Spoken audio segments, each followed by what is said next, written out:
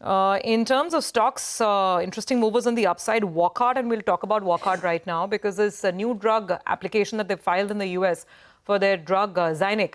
That's pretty big. The last time we spoke with Mr. Khorakiwala, he was telling us that this drug could be as big as $500 million for Wockhardt. And now that they've moved on to the next steps in terms of regulatory approvals in the US, the market is taking heart from it. We'll get to that in just a bit. So that's one big mover. Some of the tier 2 banks are looking better. Union Bank is up to 2.5%. Now, this is also because of the index adjustments that are going to be underway. Remember, Bank Nifty will see a weight reduction in the big boys, ICICI Bank and HDFC Bank. And these stocks will be included in the Bank Nifty, Union and Yes, and both of them are holding up. But for the time being, let's go back to that big story on Wockhardt. The stock is still up 6-7%. The company has announced that the US FDA has formally accepted the new drug application for its antibiotic Zaynich. The drug has been used in both India and the US on a compassionate basis on critically ill patients. Our colleague Ekta caught up with Mr. Khorakiwala, founder and chairman of Wockhardt, and began by asking him about the drug approval and the company's plans ahead. This is for the first time for us and for India. A new drug application has been accepted by US FDA. And they normally would clear this drug in 6 to 8 months. So sometime middle of next year, we accept its approval in USA. And I think we need another 4 or 5 months after that to really introduce and launch the product in US. Okay. What I mean to ask is that what are the number of steps that we expect till mid of next year? For example, are there fresh clinical trials that the company would have to undertake for the US in terms of fresh data? No, I think the file is complete. Okay. The very fact that they've accepted the file means it is complete in all respect. So it is only evaluation by US FDA of our clinical trial and other scientific information. And they are visiting us to check up on the scientific information and visiting some of the sites where we have manufactured this product in Europe, which is already a US FDA sites. Okay. So you're likely to hear back from the US FDA possibly by mid of next year and probably get the approval by then as well. Yeah, we will expect to have an approval by mid next year, but we are in continuous dialogue even now. And you would be surprised to know, and we were surprised, during the lockdown, they were in discussion with us because this is a very priority drug for FDA, and that's why it is a fast track giving. Only in anti-infective, this fast track option is available. Okay. All right. So when you say it's on fast track, that means that when it's a priority review, what are the steps that the US FDA is taking in order to expedite it? I think they are committed to timeline in terms of after acceptance of the file and approval. Okay. And generally it is 6 months. So in normal drug, it takes about a year or so for US FDA to approve a drug. So that is what it means by the fast track. Okay, they will internally put it in a fast track so that they complete the review in a shorter period of time. Okay. Does the fact that the drug has already been used on compassionate basis, and I think the last figure that you gave us was at over 50 patients in India and the US, does that increase the chances of an approval because it's already been used in the US on a compassionate basis? Yeah, as of today, it's more than 70 patients on compassionate basis who have been cured and saved their lives. I think it is important for them and it is an important information for them. But the fundamental basis of approval is what we have done officially in terms of clinical work and preclinical work. Okay. If in case you do receive approval, say by the middle of next year or the end of next year, you would then have a patented drug that you're selling in the US. That's how we would read it. That is absolutely true, and our patent is there for up to 37, actually, in the US.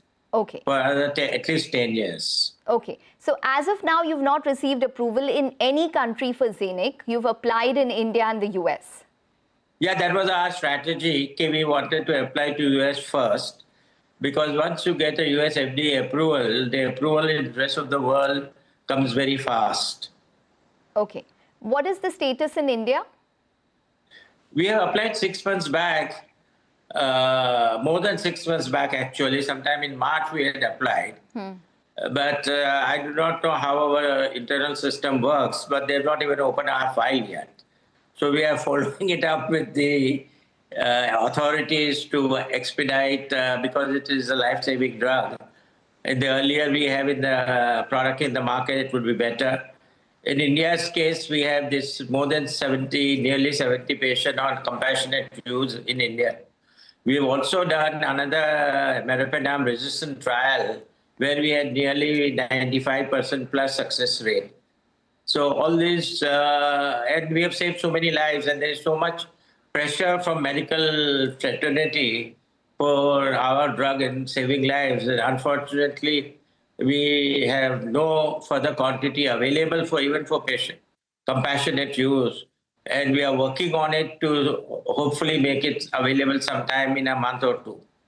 Okay, so you've had a conversation with the Indian authorities with regards to a possible, possibly increase the rate of approval in India?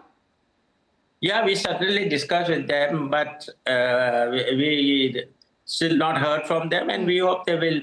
And we expect India approval to, hopefully we were planning to get it much before FDA approval, but let us see when now it comes. But I just wanted to understand, when you say that you've used the drug on a compassionate basis in over 70 patients now, that's what you mentioned. How many were in India? How many were in the US? There were 3 US patients. The rest were from India.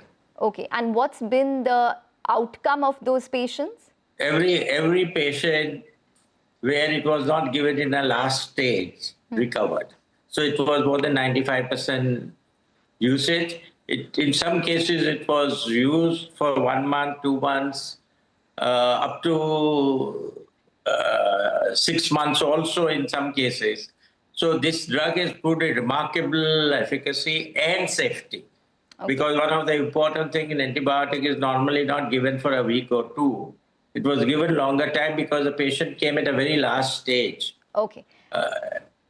Just wanted to understand, what is the market size that you're working with? Because analysts are working with around a $1.5 billion estimate in terms of the the global market size for Zaynich. Actual market potential is about much more than that, but we expect that our drug should do about $1 billion or $2 billion of usage worldwide. You're saying global sales should, the peak sales should be between $1 to $2 billion? That is right. Okay. When you talk about global sales, which countries are you including, and how much are you expecting from the US in particular? US generally contributes 40% of the global market. Okay. So the Western market will contribute about 75% plus of the global revenue, and the balance will come from the other countries. Okay. And India, you had mentioned your peak sales earlier in earlier interviews at around 150 crores. Are you changing that figure? Oh, we are, yeah, I think that will happen much faster because of the kind of response and incidents we see here. And we should be doing much more than that 150 figure. Okay. Out-licensing, you've spoken about it multiple times. Now you have, one more feather in your cap to probably extend to those companies. Are you in talk? It depends on the valuation we get in out-licensing. And if we get right valuation, we will go ahead with that option. Alternatively, we are ready to market our own product because we have a series of products. So if we establish an organization now, I think we have products coming up in next few years, so that same organization would work, and it will be long-term beneficial for us also if we do it ourselves. Okay, all right. Well, that's the Wockhardt conversation. Stocks up about 5 3/4%.